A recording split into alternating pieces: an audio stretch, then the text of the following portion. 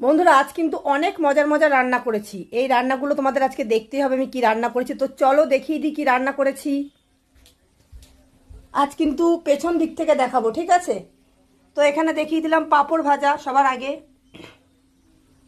তারপরে দেখো এখানে রয়েছে আমের চাটনি, যেটা মধ্যে আমি কাজু কিশমিশ দিয়ে করেছি। আমগুলো বিষাক্ত টক যাকে বলে, বুঝেছো? তো পাঁপড়ের সাথে চাটনিটা তো জমবেই।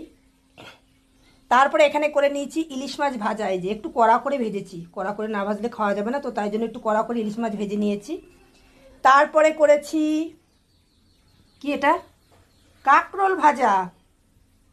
তারপরে এখানে করে নিয়েছি আলু ভাজা। দেখো আলুগুলো আমি কি সুন্দর করে ভেজেছি, খুব মুচমুচে করে কিন্তু আমি আলুটা ভেজেছি। তারপরে এখানে করে নিয়েছি পটল ভাজা। তোমরা হয়তো ভাবছো এত ভাজা কিসের জন্য, কিসের জন্য তোমরা জানতে পারবে।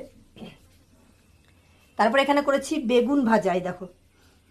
আর এখানে করে নিয়েছি কুমড়ো ভাজা। তো এত কিছু ভাজা, এত আয়োজন কিসের জন্য সেটা রয়েছে এর মধ্যে। তো চলো দেখিয়ে দিচ্ছি এর মধ্যে কি রয়েছে। চলো ঢাকনাটা উঠানো যাক। এই দেখো করে নিয়েছি খিচুড়ি। এই যে বর্ষার দিনে গরম গরম খিচুড়ি, সাথে হবে ইলিশ মাছ ভাজা। কে কে তোমরা এই খাবারটা খেতে ভালোবাসো আমাকে জানিও। আজকে রান্নাগুলো কেমন হয়েছে সেটা তো